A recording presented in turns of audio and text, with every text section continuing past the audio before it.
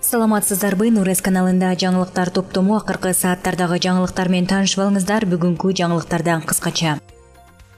Ошто 2000 индиялык студент өзгөчө абал учурунда карантинде жашап жатат. Адамдарды картошкада эле ташып, жүк ташуучунун айдоочусу кармалды. Комендант: эркек кишиге гинекологко барат деген багытма берипсиңер. Дарыгерлер кимге эмне берип жаткандары карасаңар. Алдыда ушул жана башка жаңылыктар менен кененирээк таанышып алыңыздар. Видеону аягына чейин көрүп, каналга катталып, лайк басканды унутпаңыздар. Жүк ташуучу унаа менен адамдарды алып бара жаткан айдоочунун видеосу интернетке жарыяланып, талкууга алынды. Анда айдоочу бир топ адамды алып бара жатканын жана алар түптөн чыгышканын, картошкага бара жатышканын айтып жатканын көрүүгө болот. Азыр эки кишиден ашык киши чогултканга болбойт. Майке, тем более түптөн чыкты билесиз да. Түптүктөрбү? Германиянын Борбор шаары Берлинде азан айтылды. Бул тууралуу видео тасманы Facebook колдонуучусу Меретука Месут Болат баракчасына жарыялады. Видео тасмада көрүнүп тургандай, Берлин шаарынын көчөлөрүнүн биринде азан айтылып, тургундар аны видеого тартышкан. Азан айтылып бүткөндөн кийин баары Аллаху акбар деп кыйкырышты. Булак nazarnews.kg.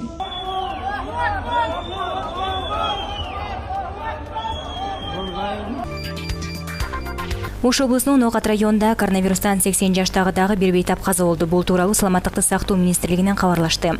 Маалыматка ылайык, ал кечээ 4 апрелде каза болгон. Ал коронавирусту чет өлкөдөн жуктуруп келип, дарыланып жаткан. Абалы оорулуп, жүрөгү кармап каза болгон деп айтылат маалыматта.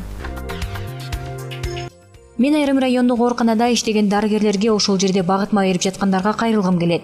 Кечээ күнү биздин кызматкерлер посттон жаранды тосушуп, кайда бара жатканын сурашса, ооруканага бара турган айтыптыр. Багытма сурашса, гинекологко барат деп жазылып туруптур, деди Ош облусунун коменданты Нурдин Маликов. Маликов өз сөзүндө дарыгерлер карантиндин тартиптерин сактоого эң биринчиден болуп кызык таркатмар экенин айтты. Дарыгерлер, сиздер карантиндин сакталышына чоң жардам бере турган адамсыздар. Абдан шашылыш болуп жатса да, келген адамдарга аныктама, багытма берүүдө кылдат карооңуздарды өтүнөм.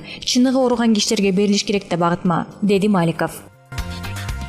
Ошто 2000 индиялык студент өзгөчө абал учурунда карантинде жашап жатат. Ош МУНун эл аралык медицина факультетинин 3-курсунун студенти Аюш карантинде окуу жайдын мугалимдери жана курдаштары аралыктан жардам берип жатканын айтты. Кечке батирде отурабыз, сыртка чыга албайбыз. Паркта эс алганды, кесиптештерди, досторду сагындык. Бирок азырынча алар менен жолукпай турушубуз керек. Тамак ашыбыз жетиштүү, батирде болгону үчөөбүз эле жашайбыз. Окуубуз болсо онлайнга өттү. Лекция угуп, практикада онлайн түрүндө болуп жатат. Мурда бет кап тагынчу эмеспиз. Карантинге чейинки күндөр менен азыркы күндөрдү салыштырганда эркиндикти сезбей калдык.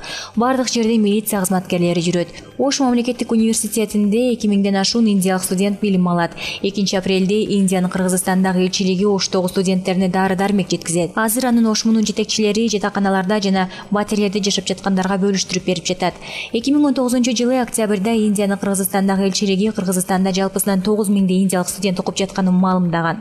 Алардын көбү эл аралык университеттин медицина боюнча жогорку мектебинде, Ош мамлекеттик университетинде, Кыргыз-Орус славян университетинде жана Иса Ахунбаев атындагы мамлекеттик медициналык академияда билим алат. Ал арада Индиянын Гоа аймагынан жана Дели шаарынан 15 кыргызстандык казак өкмөтүнүн жардамы менен үйүнө кайтып келишти. Алар Казакстандын жарандары менен кошо атайын учакта коңшу өлкөгө жеткирилген.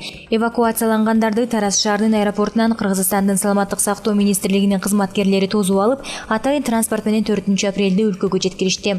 Учурда алар обсервацияда жатышат.